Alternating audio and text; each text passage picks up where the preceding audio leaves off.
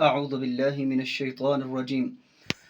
الذين كذبوا بالكتاب وبما أرسلنا به رسلنا فسوف يعلمون إذ الأغلال في أعناقهم والسلاسل يسحبون في الحميم ثم في النار يسجرون ثم قيل لهم أين ما كنتم تشركون من دون الله قالوا ضلوا عنا بل لم نكن ندعو من قبل شيئا كذلك يضل الله الكافرين.